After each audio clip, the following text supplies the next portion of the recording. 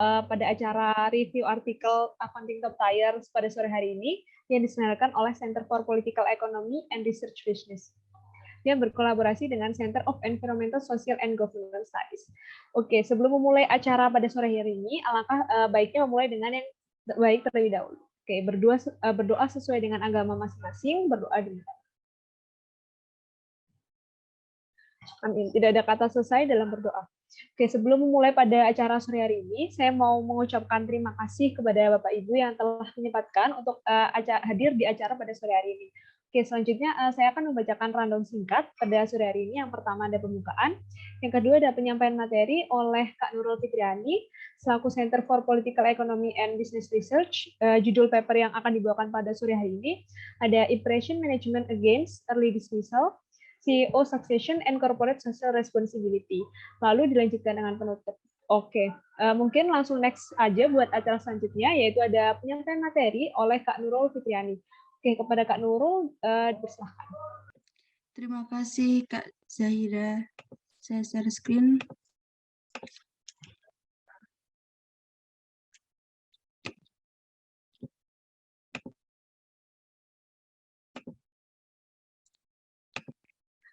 Sebelumnya, Assalamualaikum warahmatullahi wabarakatuh. Selamat sore Bapak Ibu sekalian. Di sini saya akan mempresentasikan sebuah artikel yang berjudul Impression Management Against Early Dismissal, CEO Succession and Corporate Social Responsibility yang ditulis oleh Xin Liu dan terbit di jurnal Corporate Social Responsibility and Environmental Management. Nah, motivasi yang melandasinya yaitu terjadi peningkatan peristiwa CEO succession di perusahaan publik di Cina mulai tahun 1998 sampai dengan 2016.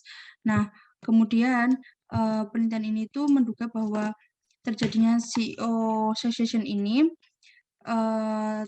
pada saat terjadinya CEO succession ini terdapat asimetri informasi, yaitu calon CEO ini menyembunyikan kemampuannya dari para dewan yang saat itu mengawasinya. Jadi ketika terjadi succession atau pemilihan CEO, nah pasca pemilihan CEO itu dewan itu akan mengawasi kinerja CEO-nya untuk menilai apakah CEO ini layak dipertahankan atau enggak.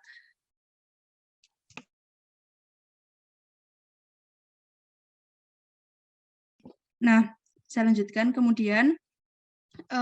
Nah, untuk menarik simpati dari dewan tersebut, akhirnya CEO ini menggunakan CSR untuk sebagai manajemen kesan atau meningkatkan kepercayaan si dewan sehingga dewan ini tidak terlalu ketat dalam mengawasi kinerjanya atau karena CSR ini kan memberikan efek positif gitu ya bagi perusahaan maupun bagi diri CEO-nya dalam arti citranya itu.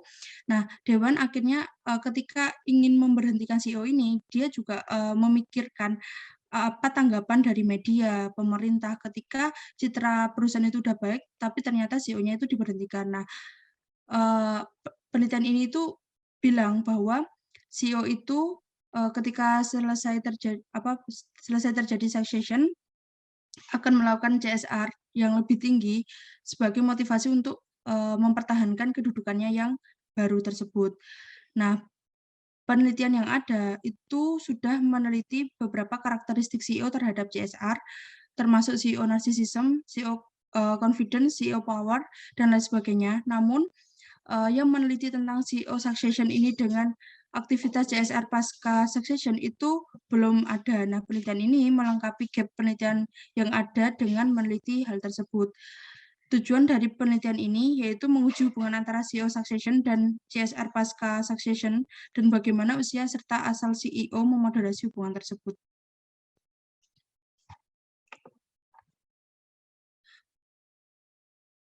Kemudian untuk kontribusinya sendiri, penelitian ini merupakan penelitian pertama yang menguji hubungan CEO succession dengan CSR pasca succession. Yang kedua, penelitian ini mengeksplorasi motivasi CEO succession terlibat inisiatif CSR sebagai teknik manajemen kesan. Yang ketiga, penelitian ini memperkaya literatur tentang hubungan antara karakteristik CEO dengan CSR dengan memeriksa bagaimana fitur CEO yaitu usia dan asal mempengaruhi CSR dalam konteks pemilihan CEO. Yang keempat, penelitian ini berfokus pada hubungan antara CEO succession dengan CSR dalam konteks negara Cina, jadi menggunakan sampel perusahaan pabrik di Cina. Kemudian yang kelima, penelitian ini menawarkan wawasan atas dasar pengambilan keputusan strategis pemimpin perusahaan di negara-negara Asia yang memiliki budaya mirip seperti Cina, contohnya Jepang, Korea, dan lain sebagainya. Kemudian 3 teori yang digunakan dalam penelitian ini, yang pertama yaitu agensi teori, bahwa ketika terjadi pemilihan CEO itu akan ada yang namanya asimetri informasi, di mana CEO itu mungkin akan berusaha untuk menyembunyikan kemampuan yang sebenarnya. Entah dia itu misalkan CEO itu memiliki kemampuan yang kurang dalam memimpin perusahaan, otomatis dalam pemilihan CEO itu dia tidak akan menampakkan hal tersebut. Nah, itu mengakibatkan tingginya asimetri informasi antara CEO dengan dewan yang memilih CEO tersebut. Kemudian, human capital theory, di mana teori ini menekankan kesulitan dalam mentransfer model manusia. Misalkan CEO yang mencalonkan diri dalam perusahaan itu dulu berasal dari industri yang berbeda. Nah, industri itu kan memiliki karakteristik yang berbeda. Perusahaan aja memiliki karakteristik yang berbeda, apalagi di industri yang berbeda. Nah, pengalaman di industri yang berbeda tersebut ketika diterapkan di industri yang sekarang atau di perusahaan yang baru, itu belum tentu cocok. Nah, itu merupakan teori human capital, di mana adanya pengalaman dan keahlian calon CEO, terutama bagi CEO outside, yang terbukti berguna di masa lalu, atau dulunya itu pengalaman yang dimilikinya di perusahaan yang lalu itu belum tentu efektif untuk jabatan kepemimpinan yang sekarang atau yang baru.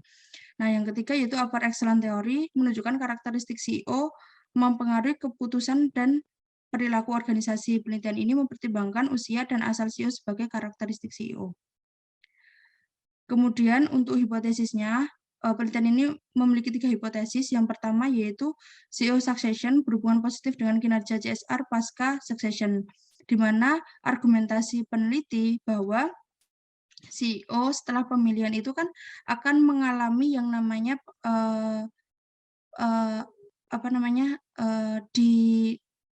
disoroti oleh dewan. Jadi kinerjanya tersebut akan diamati oleh dewan. Nah, dewan ini kemudian nantinya yang akan menentukan apakah CEO ini cocok untuk lanjut apa enggak. Ketika dirasa tidak cocok kemampuannya atau tidak mampu dalam mengelola perusahaan, dewan ini akan melakukan pemecatan lebih dini. Nah, ketika ada hal seperti itu, akhirnya CEO yang terpilih ini akan termotivasi untuk melakukan kinerja CSR yang lebih baik dengan harapan bahwa dewan ini akan lebih loyal kepada dirinya. Kemudian yang hipotesis keduanya, seiring bertambahnya usia CEO, hubungan positif antara CEO succession dan kinerja CSR pasca succession akan semakin meningkat. Kenapa? Karena berdasarkan upper excellence theory, bahwa semakin bertambahnya usia CEO, karakteristik CEO dalam pengambilan keputusan itu akan berbeda. Di mana CEO yang lebih tua itu biasanya lebih konservatif, lebih mementingkan reputasi perusahaan dan enggan mengambil resiko, sehingga CEO yang lebih tua ini akan lebih mengutamakan membangun hubungan yang baik antara dewan dan membangun citra perusahaan yang baik di mata stakeholder. Oleh karena itu, CEO yang lebih tua itu akan lebih cenderung meningkatkan CSR ketika pasca CEO succession ini. Berbeda halnya dengan CEO yang muda, itu kan CEO yang muda itu kan exposure atau pengalaman kerjanya itu belum banyak terpublikasi gitu kan, dibanding CEO yang tua. Dengan dasar argumentasi bahwa CEO yang tua itu lebih dulu menggeluti bidang profesi, sehingga pengalamannya itu udah nggak perlu dipertanyakan lagi. Nah, sedangkan CEO yang tua, sedangkan CEO yang muda itu kan baru sebentar di bidang profesi atau bergelut di bidang kerja. Nah, pengalamannya itu tentu akan diragukan oleh dewan yang mengawasi hal tersebut. Nah, oleh karena itu alih-alih alih-alih mengutamakan ikut aktivitas CSR yang lebih tinggi, CEO yang lebih muda ini memilih untuk meningkatkan kinerja di sisi keuangannya. Jadi dia itu berfokus pada peningkatan laba perusahaan agar kinerjanya ini dinilai baik oleh dewan yang mengawasi tersebut. Kemudian untuk hipotesis ketiga, bahwa ketika CEO berasal dari luar perusahaan atau CEO outside, hubungan positif antara CEO succession dengan kinerja CSR pasca succession akan semakin lemah. Jadi ketika CEO itu berasal dari dalam perusahaan atau dulu itu sebelum jadi CEO, dia bekerja sebagai karyawan di perusahaan itu, misalkan direktur keuangan begitu, dibanding CEO yang dia itu dulu bekerjanya di luar perusahaan, kemudian di perusahaannya langsung jadi CEO. Nah, itu yang dinamakan CEO outside. Nah, ketika CEO outside ini itu kayak ikatan emosionalnya itu lebih rendah dibanding CEO yang berasal dari dalam perusahaan. Kan kalau CEO yang berasal dari dalam perusahaan itu kinerjanya sudah terbukti ya. Dia diajukan sebagai calon CEO itu kan berarti kinerjanya sudah terbukti bagus. Nah, sedangkan yang CEO dari luar perusahaan ini itu kan belum tentu. Jadi dewan itu belum memiliki gambaran yang jelas tentang kinerja si CEO yang dari outside. Nah, oleh karena itu ketika CEO yang dari inside atau dari dalam perusahaan ini itu dia cenderung untuk membangun hubungan yang baik antara stakeholder perusahaan yang karena dirasa dari kinerja keuangannya itu udah baik, akhirnya dia kayak lebih memilih untuk membangun hubungan antara stakeholder perusahaan dan juga meneruskan apa yang sudah dilakukan oleh CEO sebelumnya. Apalagi ketika CEO yang sebelumnya ini itu menjabat sebagai anggota dewan yang sekarang. Tentu CEO yang terpilih yang dari dalam perusahaan itu akan menjaga citra baiknya di mata si dewan tersebut. Berbeda dengan halnya CEO yang dari outside, itu karena dia itu kinerja keuangannya masih diragukan oleh si dewan ini, akhirnya CEO yang dari luar perusahaan ini berfokus meningkatkan kinerja performanya di ranah keuangannya atau berupaya untuk meningkatkan keuntungan perusahaan. Nah, ini merupakan sample selection di mana CSR ini dihitung berdasarkan rata-rata CSR, rata-rata skor CSR selama 2 tahun setelah terjadinya succession untuk perusahaan yang mengalami CEO succession. Sementara ketika perusahaan itu tidak mengalami CEO succession, maka kinerja CSR itu diukur berdasarkan skor CSR pada year T-1 atau lead. Kemudian untuk succession sendiri itu merupakan dummy variabel yang dinilai 1 ketika perusahaan itu memiliki atau terjadi CEO succession, sedangkan 0 ketika tidak terjadi. Untuk CAGE ini merupakan CEO X, artinya bahwa CEO successor X diukur ketika terjadi CEO succession. CEO X ini diukur dari usia CEO yang baru atau CEO yang terpilih. Sementara untuk ketika tidak terjadi succession, umur CEO merupakan umur CEO yang menjabat saat ini di perusahaan. Kemudian outside itu merupakan dummy variabel juga yang dinilai 1 ketika CEO itu memiliki masa kerja kurang dari 2 tahun di perusahaan dan 0 apabila tidak. Nah, yang seterusnya itu merupakan variabel kontrol. Kemudian penelitian ini menggunakan sampel akhir sebanyak 3.376 perusahaan tahun dari 736 perusahaan publik di Cina. Nah, ini merupakan hasil statistik deskriptif di mana penelitian ini menggunakan SIC berdasarkan pengelompokan Cina. Kalau di Indonesia mungkin mirip Jessica gitu ya. Nah, ini SIC di Cina kayak gitu. Nah, untuk yang panel B-nya ini merupakan distribution of CEO succession, di mana ketika kita lihat rasionya itu cenderung mengalami peningkatan dari tahun ke tahun. Kemudian ini statistik deskriptifnya. Ini korelasi matrik, di mana succession ini berkorelasi positif signifikan dengan CSR skornya. Sementara untuk COX-nya itu berkorelasi positif juga dengan CSR skor. Sementara untuk outside-nya itu berkorelasi negatif tapi tidak signifikan.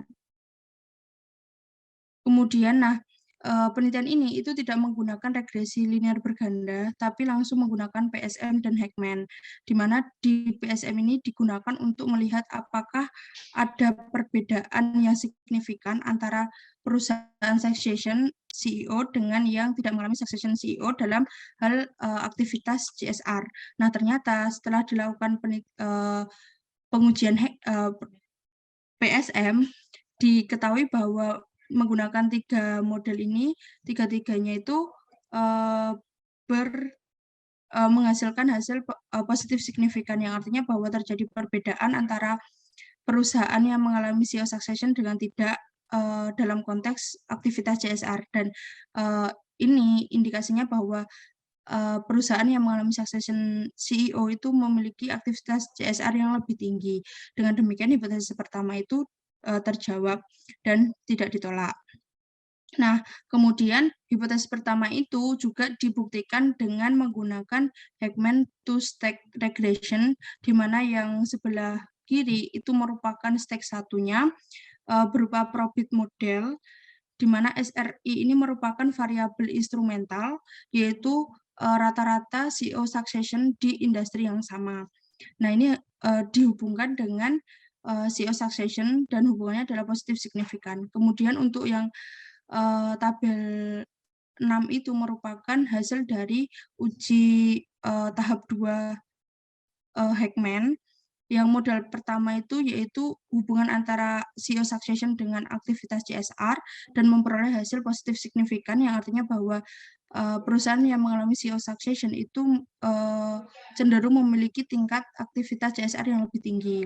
Dengan demikian H1 itu diterima atau tidak ditolak. Kemudian yang model kedua itu juga menunjukkan hasil yang sama, bahwa CEO succession itu berhubungan dengan aktivitas CSR yang lebih tinggi, dan itu setelah dikontrol dengan COX dan outside. Kemudian yang model ketiga yaitu menguji interaksi antara succession dengan COX, yaitu berhubungan positif dan signifikan. Ini.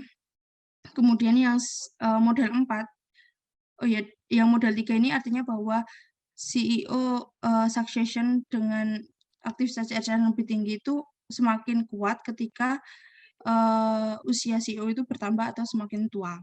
Kemudian untuk yang model 4 itu merupakan hasil pengujian dari CEO succession dengan CEO outside pada aktivitas CSR dan menunjukkan hasil yang negatif signifikan, yang artinya bahwa keberadaan atau ketika CEO itu berasal dari luar perusahaan, maka hubungan antara CEO succession dengan CSR ini semakin melemah. Kemudian untuk yang model kelima itu yaitu diregresi secara bersama-sama. Jadi ada CEO succession dengan CEO X dan CEO succession dengan CEO outside, dan itu hasilnya tetap menjawab 3 hipotesis tersebut secara konsisten. Kemudian ini merupakan tabel untuk membuktikan bahwa sebenarnya berdasarkan Maslow hierarki itu ada pendapat bahwa CEO itu berusaha, sebenarnya kan CEO itu melakukan CSR itu bisa saja untuk meningkatkan nilai-nilai etik, atau CEO itu memang beretika kayak gitu. Nah, kemudian tapi berdasarkan Maslow hierarki itu mengemukakan bahwa pertahanan diri itu lebih penting dibanding self actualization need. Jadi kalau misal emang CEO itu berhubungan dengan aktivitas CSR yang lebih tinggi karena emang CEO itu beretika, dalam konteks ini disebut sebagai self actualization need.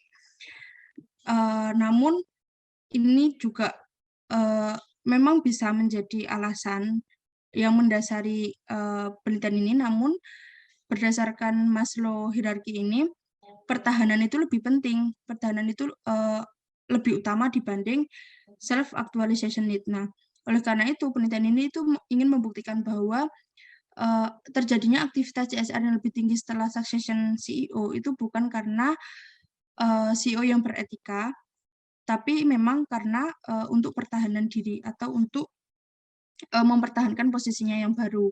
Nah, gimana cara mengujinya? Yaitu melalui menguji CEO succession ini dengan dividen, di mana maksud dividen di sini adalah bahwa ketika CEO itu membayarkan dividen, maka CEO itu kan lebih mementingkan kepentingan pemegang saham. Nah, padahal ketika misalkan argumentasinya adalah bahwa CEO itu adalah CEO yang beretika, makanya terlibat dalam aktivitas CSR yang lebih tinggi, maka seharusnya hubungan antara succession dengan dividen ini tidak signifikan positif karena CEO itu mementingkan pemangku kepentingan yang lain seperti konsumen, karyawan, kemudian masyarakat. Nah, itu kan mengesampingkan kepentingan pemegang saham. Nah, ternyata setelah diuji itu hasilnya positif signifikan, yang artinya bahwa CEO ini memperdulikan kepentingan pemegang saham. Dengan demikian, CEO ini dengan demikian secara tidak langsung ini menjawab bahwa memang CEO itu terlibat dalam aktivitas CSR yang lebih tinggi adalah untuk mempertahankan posisinya yang sekarang. Seperti itu. Sekian presentasi dari saya kembalikan kepada Mbak Zahira. Terima kasih. Oke, terima kasih Kak Nurul buat sharing-sharing materi pada sore hari ini. Mungkin dari Bapak Ibu kira-kira ada yang mau dipertanyakan atau didiskusikan. Apabila terhambat pada mic, mungkin bisa di kolom chat, mungkin nanti akan saya bantu buat bacakan dan sampaikan ke Kak Nurul. Oh, ini ada Kak Agnes Aurora, boleh Kak? Halo. Ya, sebelumnya terima kasih Nurul atas penjelasannya. Jadi mungkin mau tanya sedikit sih. Tadi sempat lihat yang di hipotesis kedua itu jadi argumennya itu kalau CEO usianya semakin tua jadi hubungan antara CEO succession-nya dengan kinerja CSR-nya itu positif ya? Benar gitu hasilnya? Iya. Jadi kalau tadi yang sempat apa namanya di notice tuh jadi kan katanya kalau semakin tua umurnya jadi itu akhirnya kayak lebih semakin konservatif dan akhirnya nanti mesti lebih milih kebijakan yang kayak maksudnya memastikan apa namanya itu lebih Citra pasti perusahaan. menguntungkan dengan melakukan CSR. Nah, tapi di penelitian ini tuh nggak mempertimbangkan adanya yang namanya kayak semakin tua kayak ada titik tertentu harusnya itu kalau semakin mendekati pensiun itu malah sebenarnya hubungan itu bisa negatif gitu nggak ada ya, Nurul? Oh, Atau sejauh ini ada nggak ada, concern Mbak. seperti ini? Jadi Sejauh itu ini nggak ada. jadi benar-benar kayak yang lebih mikirnya itu berbanding lurus gitu ya, Nurul? Iya, nggak yang U-shape gitu, nggak dinotis sih dalam penelitian ini. Oh, Kalau oke, yang ya U-shape. jadi sih cuma mungkin tadi itu lebih mau memastikan aja sih karena kayak sempat pernah baca juga kan kayak dari penelitian sebelumnya itu kan apa namanya biasanya penelitian gitu tuh memang benar di awalnya itu hubungannya berbanding lurus gitu tapi pasti akan ada kayak ada titik di mana CEO itu mulai kalau apalagi udah mendekati masa pensiun gitu kan ya jadi biasanya mereka malah kan soalnya kan ada juga kan penelitian yang sebenarnya CSR itu juga sebenarnya hasil apa namanya dampak bagusnya itu kan nggak dilihat dalam jangka pendek gitu kan sedangkan dalam jangka panjang. Jadi tadi itu argumennya benar-benar cuma karena kayak gitu aja ya, Nurul? Kayak semakin tua berarti semakin apa tadi? Boleh Iya, dijelasin? jadi kan yang pertama yang untuk konteks usia itu ada 2 argumen. Yang pertama bahwa semakin tua itu semakin konservatif, tidak ingin mengambil resiko. Jadi kayak lebih memilih meningkatkan nilai perusahaan itu melalui hal-hal yang memang itu sudah terbukti gitu kan Mbak ya. Kalau CSR itu kan sudah terbukti, sedangkan kalau misal melalui inovasi R&D kayak gitu kan belum tentu hasilnya itu ada. Nah, oleh karena itu yang mendasari kenapa CEO yang lebih tua itu melakukan CSR yang lebih tinggi. Itu yang pertama. Yang kedua itu, oh iya, yang CEO yang lebih tua itu argumennya cuma itu, Mbak. Yang dua argumen itu ketika dalam konteks yang satunya yang asal itu tadi. Oke, berarti itu dan hasilnya juga konsisten sampai yang robustness testnya juga ya, Nur? Nah, kalau dalam penelitian ini itu tidak dilakukan regresi linear berganda seperti yang kita lakukan sebelum melakukan pengujian. Biasanya kan PSM sama Heckman itu digunakan untuk ini ya, untuk robustness. Nah, di sini itu langsung untuk menjawab hipotesisnya tanpa dilakukan regresi linear berganda itu, Mbak. Oh, jadi tadi itu langsung Heckman ya, berarti langsung dia nunjukinnya pakai Heckman. Oh, Ya, pakai oke. Heckman sama PSM. Oh, Heckman sama PSM. Oke. Ya udah itu aja sih Nurul, makasih. Sama-sama, Mbak. Tapi mungkin saran dari Mbak Agnes tadi saya setuju ya, kalau misal melakukan penelitian yang serupa mungkin bisa dilihat kayak dibagi umur CEO-nya itu tadi, semakin tua itu sampai umur berapa. Biasanya kan emang ada beberapa penelitian yang melakukan emang ternyata terbukti itu merupakan U-shape, bukan yang linear begitu. Terima kasih Mbak Agnes. Oke, makasih Kak Agnes, makasih Kak Nurul. Ini ada pertanyaan Kak dari Pak Arif Widiatama. Pengukuran CSR tadi menggunakan apa? Saya ketinggalan. Ya, baik. Kalau pengukuran CSR di sini itu berbeda dengan yang biasanya kita gunakan. Biasanya kita menggunakan GRI, kalau di sini itu menggunakan RKS, di mana RKS ini merupakan ranking CSR yang memang dibuat di negara Cina, seperti itu. Nah, tapi ini berpedomannya pada KLD, pengukuran CSR yang lain selain GRI. Biasanya yang digunakan dalam mengukur CSR itu kan ada GRI sama KLD. Nah, itu yang penelitian ini menggunakan RKS, itu dilakukan oleh lembaga independen di Cina untuk mengukur CSR perusahaan di Cina, tapi ini itu mengacu pada atau merujuk pada KLD, pengukuran KLD, seperti itu. Oh iya, mau menambahkan tadi, boleh ya? Iya, monggo Dikit ya. Pak. Emang ini, berarti pengukuran CSR yang digunakan oleh penelitian ini itu tidak dibagi per per sektor gitu ya. Kan kalau misalkan kalau kita ngambil GRI kan sebenarnya GRI kan lebih luas ke sustainability. Misalnya dia baik per poin, misalkan pada aspek aspek ekonomiknya, aspek sosial sama aspek lingkungannya. Berarti dia di sini tidak uraikan gitu ya, tidak bagi-bagi, atau memang pengukuran untuk CSR itu memang dia langsung total CSR di sini. Jadi begini Pak, penelitian ini kan menggunakan RKS tadi ya. Kalau saya cari di internet memang RKS ini nggak ada. Tapi kalau di sini itu dinotis bahwa RKS ini merupakan kayak adopsi dari KLD. Nah, KLD sendiri itu sebenarnya 11-12 sama GRI Pak. Jadi tetap ada kayak pembagian berdasarkan ekonomi, berdasarkan lain sebagainya yang itu mencakup beberapa poin tersebut. Seperti itu, Pak. Oh iya kan, Mbak. Oh berarti intinya di penelitian ini dia tidak bagi-bagian. Biasanya kalau saya itu melihat penelitian misalnya sustainability itu kan dia bahkan dia buat semacam additional analysis misalnya untuk ekonomik bagaimana hubungannya sama ini. Sama Mbak, saya mau tanya, saya tadi ketinggalan di awal. Ini novelty-nya berarti di sisi successman itu ya? Novelty dari jurnal. Iya. Nah, yang pertama saya menjawab tadi yang Bapak katakan bahwa memang di sini tidak dibagi per section untuk CSR-nya, jadi langsung jadi satu dan tidak ada additional analysis, tapi di sini tuh dia ingin membuktikan bahwa argumennya itu benar, bahwa ditambahkan argumen lain yang memungkinkan, tapi setelah diuji itu argumennya ternyata tidak sesuai untuk hasil pengujian itu yang tadi dividen itu. Nah, yang kedua untuk novelty-nya sendiri, penelitian ini itu menjudgment bahwa dia yang pertama kali melakukan hubungan penelitian terkait hubungan antara CEO succession dengan aktivitas CSR pasca succession itu, Pak.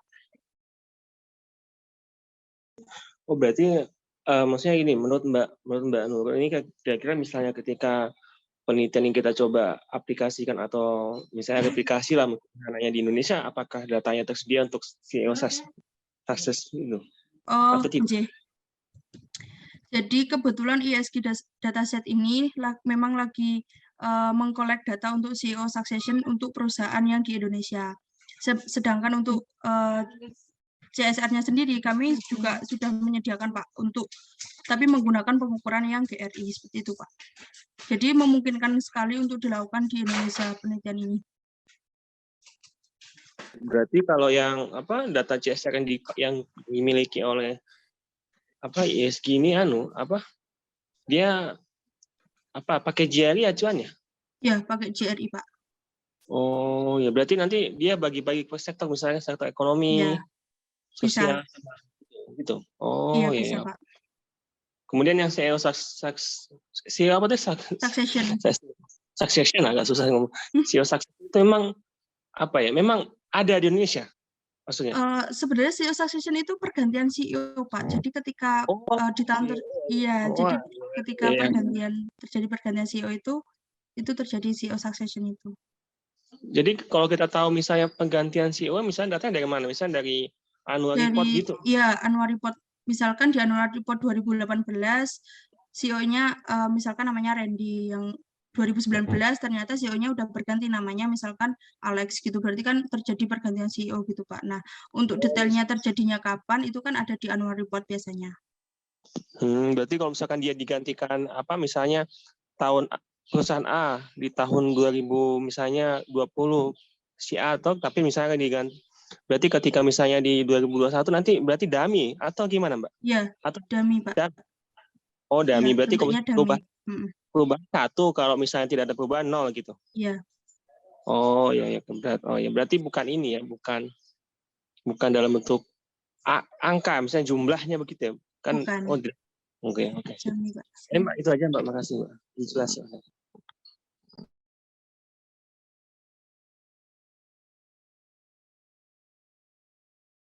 Oke, makasih Pak Arief, makasih juga Kak Nurul. Mungkin dari Bapak Ibu kira-kira ada yang mau ditanyakan kembali atau didiskusikan kembali?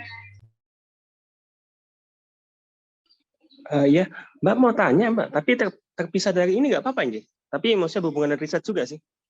Iya, silakan, Pak. Ini masalah ini kan pakai Stata ya, Stata dia punya nih, pengolahan datanya. Maksudnya ini terlepas dari ini ya, terlepas dari risetnya maksudnya. Kira-kira ada nggak rekomendasi semacam buku kayak manual book itu yang bisa kita baca untuk pelatihan bukan pelatihan sih, cara menggunakan Stata secara dasar itu ada nggak ya? Rekomendasi buku ya gimana? Saya agak masih belum paham kalau Stata ini kalau dasarnya gimana. Biasa makan pakai SPSS kan. Nah, kalau Stata ini saya masih karena ada semacam rekomendasi buku yang bisa saya baca supaya bisa paham ini masalah Stata. Oh iya, Pak, kebetulan kami punya bukunya yang ditulis oleh CPPR. Itu nanti bisa kontak ke Mbak Fiona ya mungkin, Pak, kalau memang Bapak berkeinginan untuk membeli bukunya. Itu tentang cara-cara mengolah data di Stata, Pak. Oke, makasih Pak Arief, makasih Kak Nurul. Mungkin dari Bapak Ibu kira-kira ada yang mau didiskusikan kembali? Oke, sepertinya sudah cukup Kak Nurul. Kira-kira dari Kak Nurul sendiri ada yang mau disampaikan? Sudah cukup, Mbak. Oke, berarti untuk penutup dari Kak Nurul udah cukup ya? Iya, sudah. Tadi misal penelitian ini dilakukan di Indonesia itu sangat memungkinkan dan available banget. Dan kebetulan menurut pengamatan saya beberapa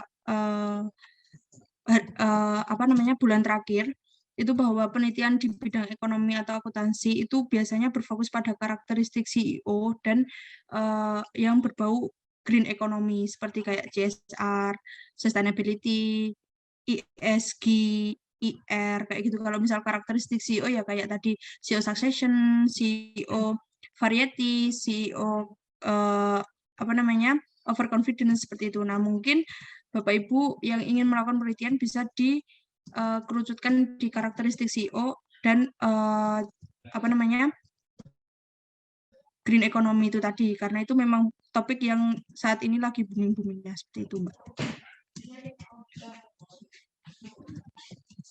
Oke, baik. Terima kasih Kak Nurul buat penutupnya. Sebelumnya terima kasih banyak buat Bapak Ibu yang sudah menyempatkan hadir untuk acara sore hari ini. Karena materinya tadi udah bagus banget dari Kak Nurul dan sharing-sharingnya udah. Mungkin langsung ditutup aja. Saya selaku moderator mengundurkan diri. Sebelumnya mohon maaf jika ada salah kata gitu. Sebelum menutup, ada langkah baiknya menutup dengan yang baik dulu dengan berdoa. Berdoa sesuai dengan agama masing-masing, berdoa dimulai. Tidak ada kata selesai dalam berdoa. Oke, terima kasih Bapak Ibu. Jangan lupa untuk datang di Robustness Test minggu depan.